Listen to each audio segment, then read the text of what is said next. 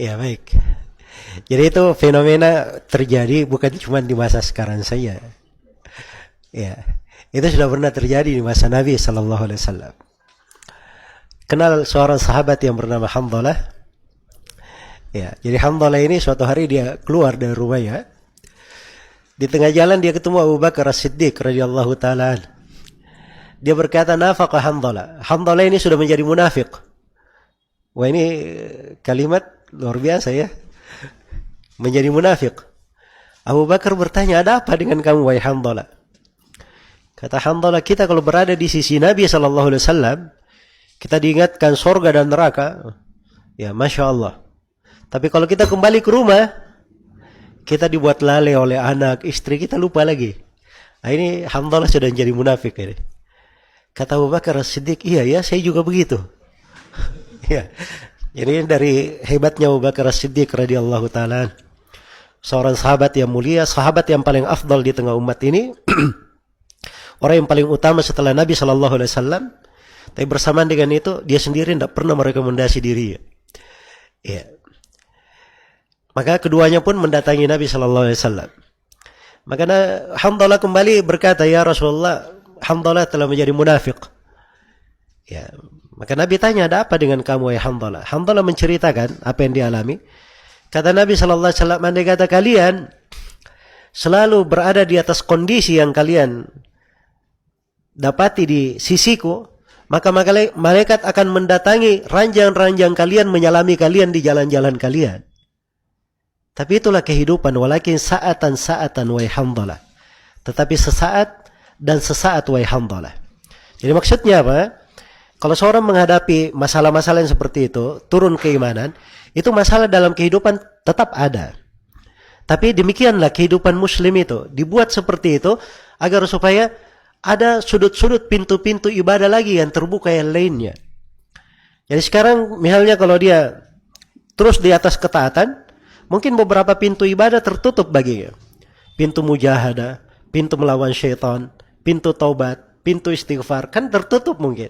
Tapi begitu dia kurang keimanannya, dia ada mujahadah lagi. Dia misalnya turun, datang futur misalnya di suatu saat, dia terbuka lagi pintu muhasabah, introspeksi diri. Ini kan pintu ibadah lagi terbuka untuk dia. Atau dia qaddarallahu ma syafa'al, jatuh di dalam kekeliruan. Dia bertobat. Ini kan pintu tobat terbuka lagi untuk dia. Ya, jadi mungkin di belakang hal tersebut ada pintu-pintu ibadah. Tapi kuncinya di dalam futur itu saja. Jangan dia biarkan dirinya jatuh di dalam apa? Jatuh di dalam dosa. Ya, kalau dia futur, dia bagaimana mengarahkan dirinya kepada hal yang tidak mengandung dosa. Karena itu diriwayatkan oleh Imam Ahmad dari sahabat Abdullah bin Amr bin As, Rasulullah sallallahu alaihi wasallam bersabda, "Inna likulli amalin syirrah wa likulli syirratin fatrah. Faman kanat fatratuhu ila sunnati faqad ihtada, wa man kana ila ghairi dzalik faqad halak." Sesungguhnya setiap amalan itu di belakangnya ada semangat. Ya, setiap amalan itu ada semangatnya, dan di belakang setiap semangat ada futurnya, turun semangat, loyo semangat, atau patah semangat. Nah, disitulah pada saat futur datang ujian. Nabi terangkan manusia terbagi dua. Kata beliau, siapa yang selalu menjaga dirinya di atas sunnahku, maka dia dapat hidayah. Justru itu menjadi sebab dia dapat hidayah. Bertambah hidayah. Kenapa? Dia futur, tapi tetap di atas sunnah. Iya. Dia misalnya malas ke majelis ta'lim, tapi di rumah dia baca Al-Quran. Dia baca Al-Quran, berzikir. Nah, ini kan tetap di atas hidayah namanya. Dia misalnya baca Al-Quran sulit, lisannya sulit bergerak. Mungkin dia terlalu capek atau bagaimana, tapi dia berzikir. Dia berzikir. Dia agak malas, dia baca sejarah para sahabat, ya, sejarah orang-orang salih, sejarah para nabi, ya, sebelumnya dia baca. Nah, ini kan namanya berpindah dari sebuah kebaikan kepada kebaikan yang lain. Maka itu enggak ada masalah, itu bagus. Itu di atas hidayah. Tapi kalau dia pada saat futur, dia kepada selain sunnah Nabi, jatuh di dalam dosa, ke dalam maksiat, ke dalam bid'ah, maka ini tanda kebinasaan untuk seorang hamba. Karena itulah kiat-kiat pada saat futur yang pertama, dia selalu berdoa kepada Allah, diberikan keteguhan hati. Kemudian yang kedua, dia banyak merenungi ayat-ayat Allah al-kauniyah dan asy-syar'iyyah. Ayat-ayat kauniyah dari penciptaan langit dan bumi, musibah-musibah yang menimpa, kejadian-kejadian yang terjadi, ya. Dia perhatikan persilih-gantian siang dan malam dan seterusnya.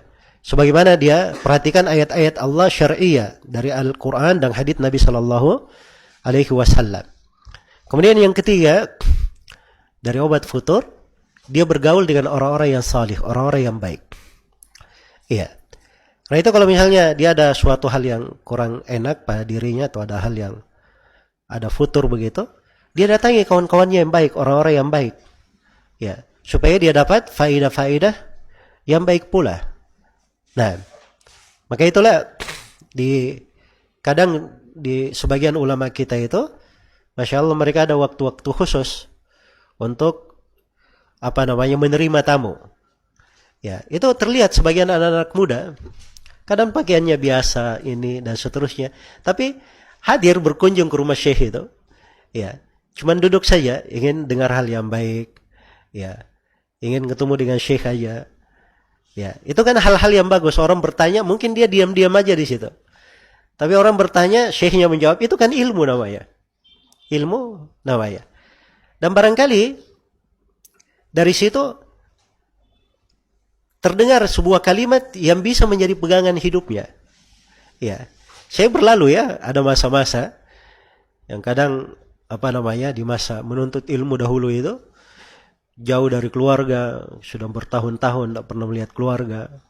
Ya, kadang bahkan di masa setelah berkeluarga pun, ya, berbulan-bulan tidak di rumah, itu kadang ada hal-hal yang membuat lesu. Tapi begitu subhanallah hadir di majelis guru tersebut, semangat itu kembali lagi. Ya, kembali bersemangat. Nah, itu ada hal-hal yang kadang dengan kita menjaga masalah-masalah tersebut, duduk menghadiri majelis-majelis orang yang salih, orang-orang yang baik, mendekat kepada kawan-kawan yang baik, itu bisa menjadi sebab terbukanya pintu-pintu kebaikan. Iya. Kemudian yang terakhir yang saya wasiatkan, seorang itu di kondisi apapun, dia harus memiliki taklim rutin. Ya, majelis ilmu rutin. Dia hadir di situ. Dia paham, tidak paham, mengerti, tidak mengerti, semangat, tidak semangat, dia harus hadir. Begitu saja kaidah. Ya, dia ngantuk, capek, atau mungkin di majelis dia cuman ngantuk saja, nggak apa-apa, datang saja, hadir saja. Sebab itu dikatakan oleh Nabi, ulaika qaumun la yashqa bihim jalisuhum. Mereka ini satu kaum, kawan duduknya tidak pernah merugi. Ini hadits kisahnya tentang ada orang yang masuk di majelis Nabi. Orang ini bukan untuk mendengar Nabi. Dia datang karena ada kawannya di situ duduk. Makanya dia ikut duduk karena ada kawannya duduk. Maka ditanyakan tentang orang ini. Kata Nabi, mereka ini satu kaum yang kawan duduknya tidak pernah merugi. Jadi orang yang seperti itu saja tidak merugi. Apalagi orang yang datang ke majelis ilmu memang untuk apa? Untuk kebaikan. Maka ini dari sumber motivasi. Kemudian yang kelima, ini berarti tambahan lagi ya. Ya, yang terakhir setelah yang terakhir. Ya, baik. Jadi yang kelima, seorang itu harus memiliki sebuah amalan yang rutin, yang dia kejar target di amalan ini, atau dia komitmen tidak mau meninggalkan amalan tersebut. Itu harus ada. Ini namanya pegangan hidup. Jadi ada sebuah amalan yang kadang amalan itu walaupun sunnah, tapi kita jadikan dia harga mati dalam kehidupan. Tidak boleh ditinggalkan. Nah, kalau dia punya satu amalan walaupun satu saja yang seperti ini, itu bisa menjadi suatu pemicu yang membakar yang lainnya sehingga semangat-semangat yang redup itu bisa muncul lagi. Misalnya dia punya sholat rawatib. Dia di kondisi apapun dia tidak mau tinggalkan rawatib itu. Nah, itu bagus itu. Jelas ya? Atau misalnya dia ada kebiasaan dia jaga sholat witirnya 3 rakaat. Di kondisi apapun tidak mau dia tinggalkan witir tersebut 3 rakaat. Ya, walaupun dia tidak sholat malam tapi witir tetap dia lakukan. Baik. Nah, kalau dia ada amalan-amalan seperti ini, itu dari sebab yang sangat membantu sekali untuk seorang itu menghadapi masalah-masalahnya pada saat futur. Baik, jadi ini 5 pegangan. Mudah-mudahan bermanfaat untuk semuanya. Wallahu taala alam.